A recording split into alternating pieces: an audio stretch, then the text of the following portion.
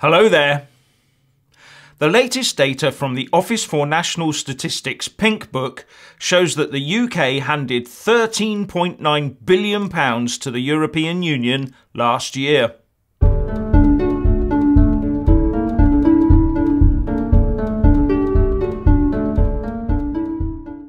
The annual update to the ONS Pink Book, which records the net flow of financial transactions between the UK and the rest of the world, puts our contributions after the rebate at £13.9 billion.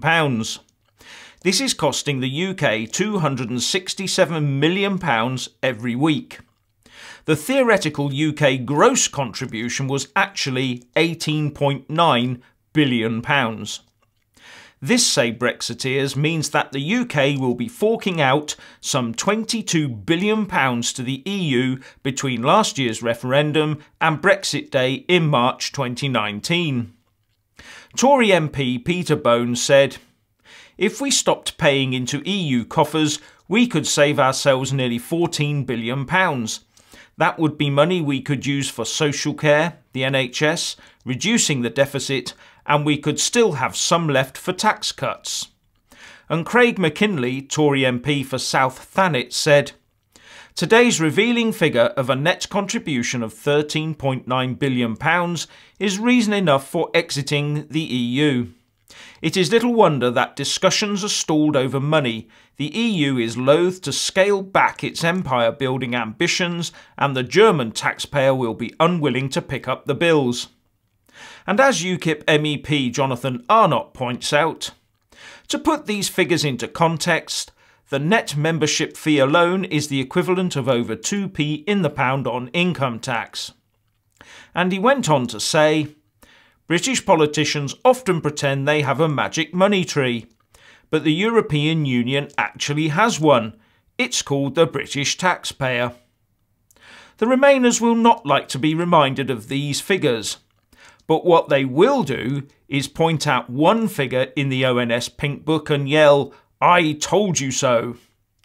The Pink Book also shows that the UK current account balance, which is a measure of whether the country is a net lender to the world with a surplus or a net borrower with a deficit, shows the largest deficit or borrowing as a percentage of nominal gross domestic product since records began in 1946.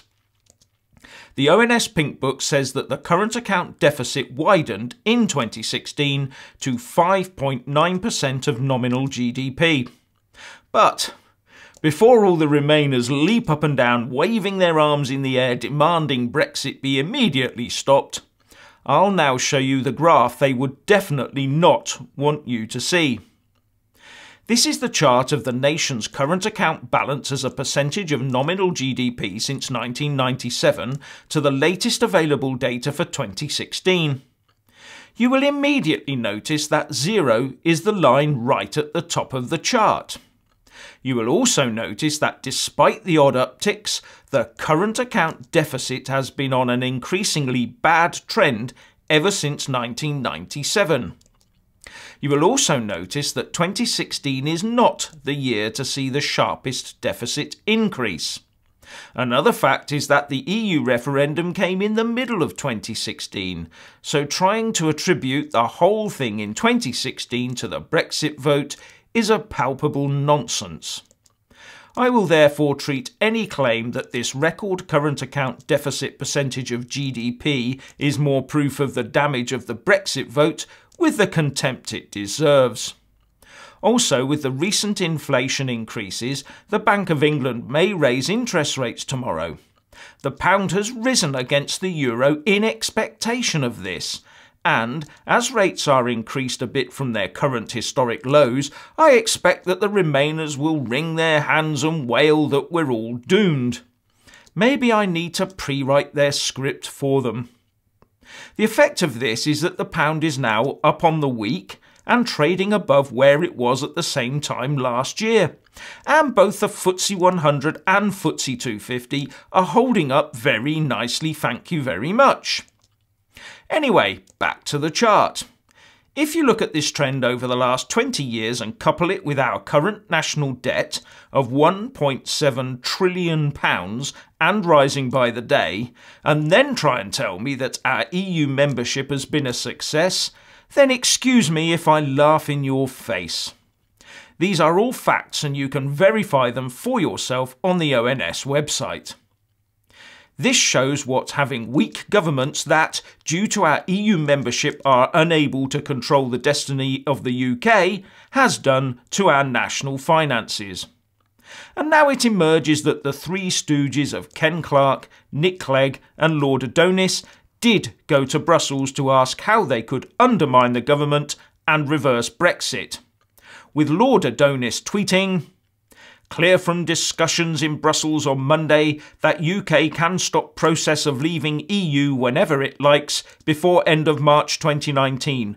We should do so."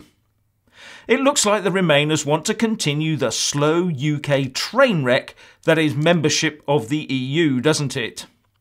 But I also dispute the Brussels assessment that Brexit could be cancelled. Now that Article 50 has been triggered, any attempt to untrigger it would be up for legal challenge, as the wording of the article does not allow for such a process. Anyway, what do you think about all of this? Please leave a comment below. Thank you. Please do like and share this video, and also subscribe to my channel. And when subscribing, please do remember to press on the little bell next to the subscribe button. That way you'll get an alert every single time I put up a new video. Thank you very much for watching.